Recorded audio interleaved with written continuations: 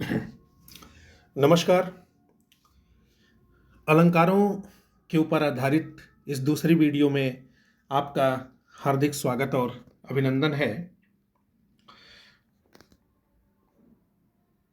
जैसा कि हम जानते हैं कि पिछली बार हमने अलंकार की परिभाषा, अलंकारों का स्वरूप, अलंकारों के भेद या उनका वर्गीकरण तथा अनुप्रास अलंकारों के भेद भी हम पढ़ चुके थे।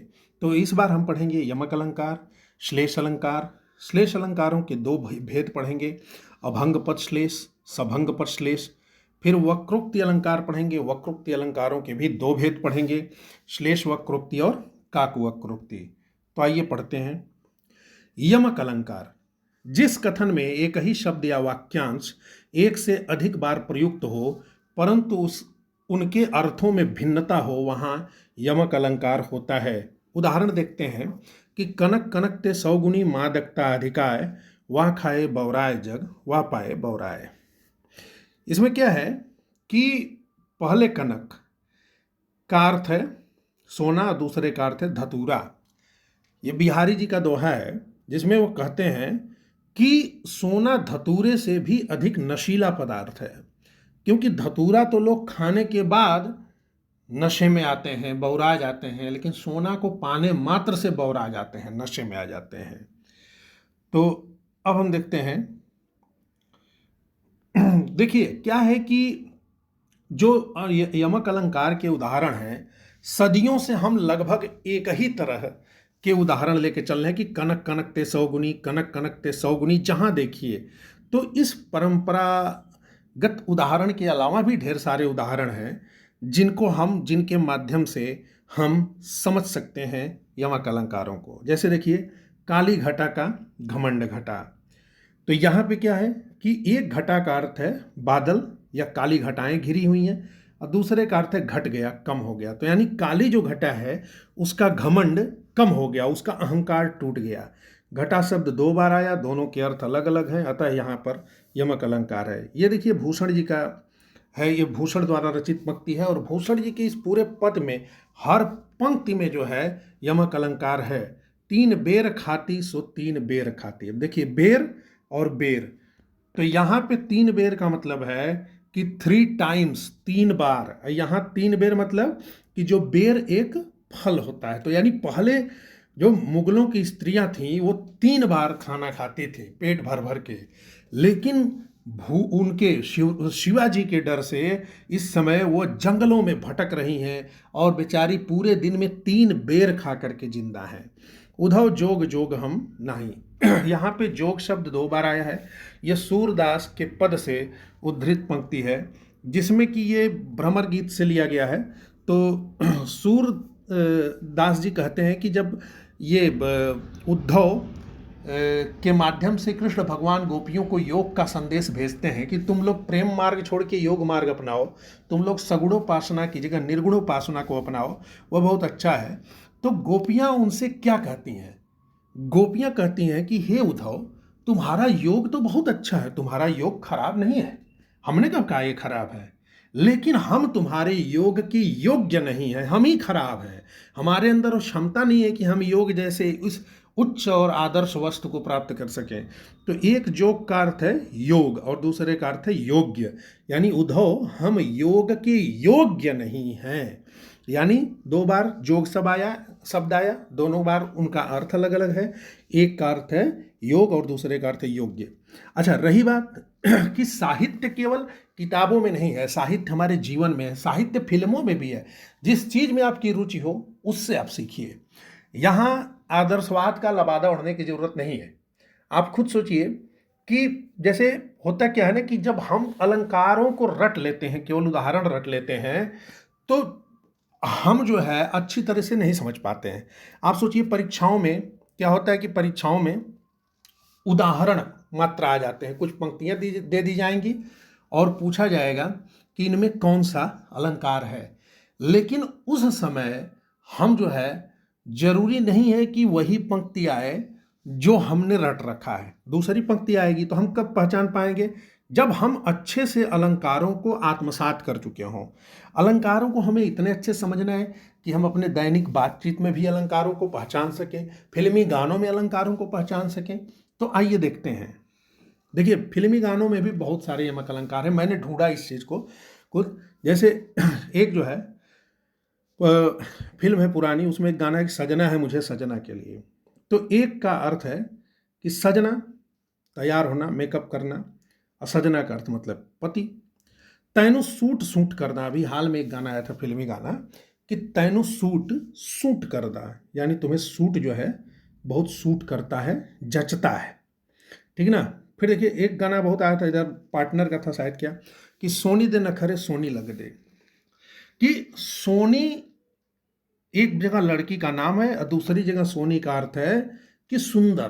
तो दोनों बार जो है अर्थ अलग अलग है, सोनी शब्द दो बार आया है। एक गाना है मोहम्मद रफ़ी साहब का कि तुमने किसी की जान को जाते हुए देखा है, वो देखो मुझसे रूठ कर मेरी जान जा रही है। अब यहाँ पे एक जान का अर्थ है कि प्राण, और यहाँ पे दूसरी बार जान का अर्थ है कि प्रिया या पत्नी, कि वह जो है मुझसे, क्या तुमने किसी के प्राण को जाते हुए देखा, वो देखो मुझसे रूठ कर मेरी जान जा रही है। तो दोनों बार अर्थ अलग अलग हैं, इसलिए। फिर देखिए अगला उदाहरण कि जाने चले जाते हैं कहाँ दुनिया से जाने वाले। मुकेश साहब का गाना है। तो कहते हैं जाने चले जाते हैं कहाँ दुनिया से जाने वाले। यहाँ जाना का मतलब चले जाना, एक क्रिया है गमन, यानी गोइंग, कि कहाँ चले जाते हैं।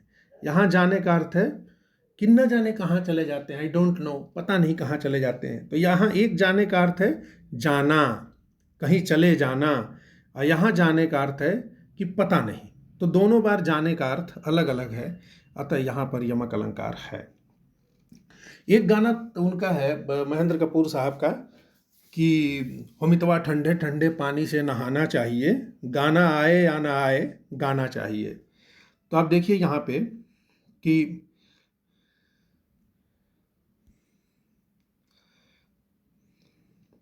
गाना आए या ना आए गाना चाहिए, यहाँ गाना का अर्थ है सॉन्ग, और यहाँ गाना का अर्थ है कि सिंगिंग। तो यहाँ भाई गाना आए ना आए लेकिन गाना चाहिए। यहाँ पे क्या है, गाना सॉन्ग, यानी गाना क्या है यहाँ पे संज्ञा, और यहाँ पे क्या है वर्ब या क्रिया। तो दोनों का अर्थ अलग अलग है। यहाँ गाना का अर्थ है सॉन्ग, यहाँ गाना का अर्थ है सिंगिंग। जैसे कोई कहे चलो गाना गाओ, अरे चलो नहीं, शायद कोई कहे कि तुम्हें गाना गाना चाहिए, हाँ, तो यहाँ पे कोई कहे कि गाना गाना अच्छी बात है, तो दो बार गाना शब्द आया, गाना गाना अच्छी बात है, लेकिन दोनों बार अर्थ अलग अलग है, ठीक ना। कोई बोल दीजिए खाना खाना अच्छी बात है, ये भी देख लीजिए, गाना की बात नहीं है, खाना की भी बात है, खाना खाना अच्छी बात है।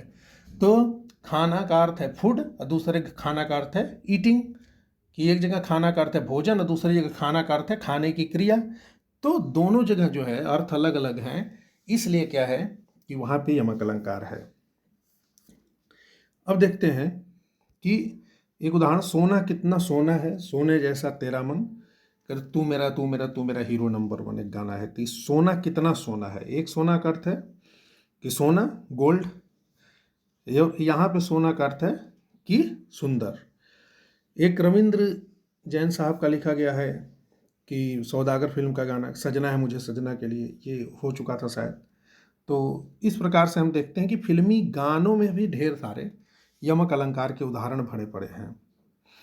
इवन दैनिक जीवन में भी हम यमक अलंकारों को देख सकते हैं। जैसे कोई कहे 2 रुपया दो, तो दो शब्द, दो बार आया ना दो शब्द, तो एक का अर्थ है टू, 2 रुपया टू, और दूसरे का अर्थ है दो का मतलब गिव, कि एक में क्या देने की क्रिया के संबंध में, और एक में क्या है दो संख्या के बारे में है। अब श्लेष देखते हैं कि जब कोई एक ही शब्द प्रसंग भेद से भिन्न भिन्न अर्थों को प्रकट करे तो वहाँ श्लेष अलंकार माना जाता है। जैसे रावण सिर सरोज वनचारी, चले रघुवीर शिली मुखधारी, कि वहाँ पे क्या है, उपयुक्त पंक्ति में शिली मुख के दो अर्थ हैं, बाण और भंवरा, और दोनों के कारण श्लेष है। देखिए कैसे है कि रावण सिर सरोज वनचारी, चले रघुवीर शिली मुख धारी। तो यानी जो है कि यहाँ पे जो शिली मुख का अर्थ है कि शिली मुख को धारण करने वाले, यानी कि रघुवीर जो है बाण को धारण करते हैं। हाँ, और जो है जो सरोज है वो क्या है, यानी जो कमल है, कमल वो क्या धारण करता है, वो भंवरा धारण करता है, वहाँ भंवरे होते हैं। तो इस प्रकार से दो अर्थ में, यानी शिलीमुख का कमल के अर्थ में, सरोज के अर्थ में भंवरा अर्थ है सरोज के प्रसंग में, या कमल के प्रसंग में भंवरा अर्थ है। शिलीमुख अरे रघुवीर के भगवान राम के प्रसंग में उसका अर्थ है बाण। तो श्लेष अलंकार भी दो प्रकार के होते हैं, अभंग पद श्लेष और सभंग पद श्लेष। अभंग पद श्लेष का मतलब होता है कि जहां जो है शब्दों को बिना, श्लेष मतलब होता है द्वयार्थकता, एक तरह से एक ही शब्द दो अर्थ दे, दो से अधिक अर्थ दे, अनेकार्थकता समझिए। तो अभंग पद श्लेष का मतलब है कि जहां शब्द का संधि विच्छेद किए बिना ही उसके अनेक अर्थों की प्रतीति हो। उदाहरण देखते हैं कि रहीमन पानी राखिए बिन पानी सब सून, पानी गए न उबरे मोती मानुष चून। कि पानी के देखिए ऊपर जो है तीन प्रसंगों में तीन अर्थ है।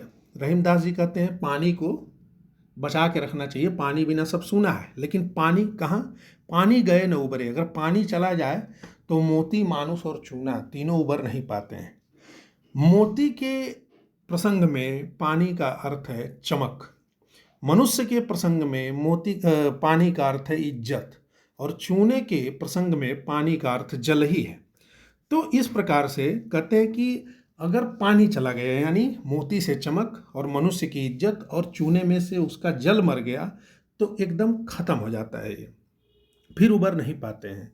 सभंग पद श्लेष, जहाँ शब्दों को तोड़ने से द्वयार्थकता आए, श्लेष हो, वहाँ पर क्या है, सभंग पद श्लेष है। जैसे चिर जीवो जोरी जुरै क्यों न स्नेह गंभीर, को घटिवय वृषभानुजा ए हलधर के वीर। इसमें क्या है कि देखिए वृषभानुजा के प्रसंग के अनुसार दो अर्थ होंगे, लेकिन इसको हमें तोड़ना पड़ेगा, इस शब्द को। वृषभानु प्लस जा, यानी वृषभानु की पुत्री, जा माने होता है पुत्री, जैसे शैलजा, शैल की पुत्री यानी पार्वती।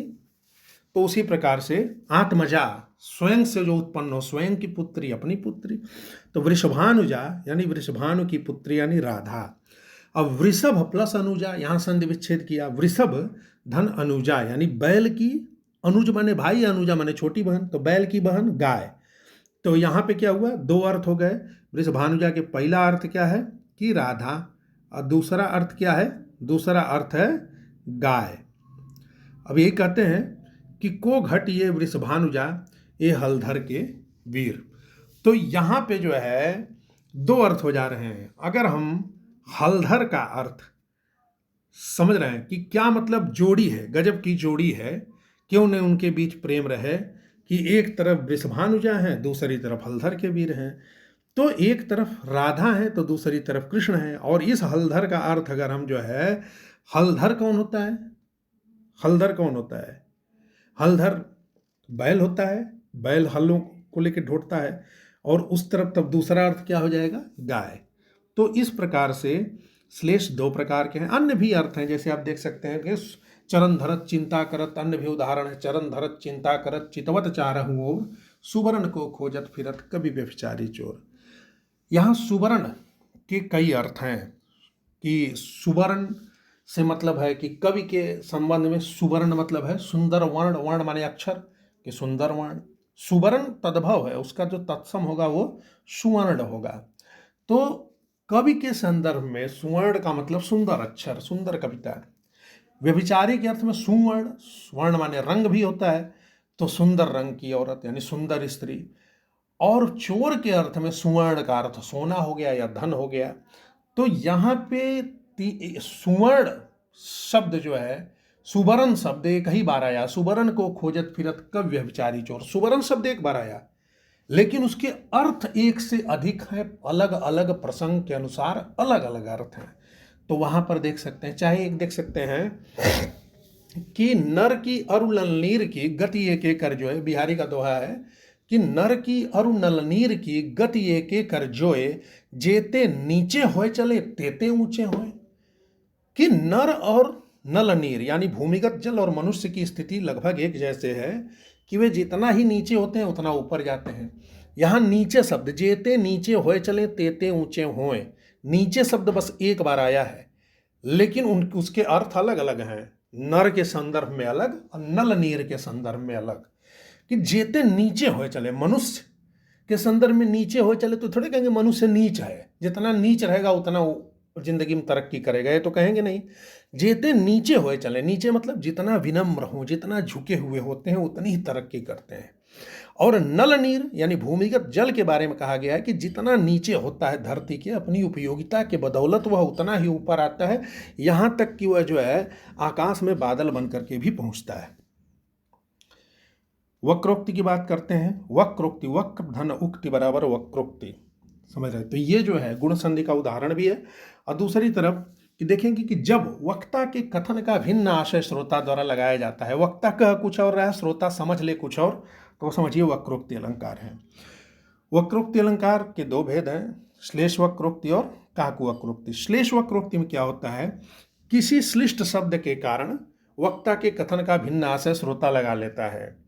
यानी कि श्लिष्ट शब्द मतलब द्व्यर्थकता के चलते, शब्द की द्व्यर्थकता के चलते, यानी दो अर्थी शब्द हो और वो बोल रहा है किसी और संदर्भ अर्थ में और दूसरा समझ ले किसी और अर्थ में, तो वहां पे क्या हो जाएगा, श्लेष वक्रोक्ति। जैसे कौ हो तुम इताए कहाँ, घनश्याम हो तो कितहु बरसो।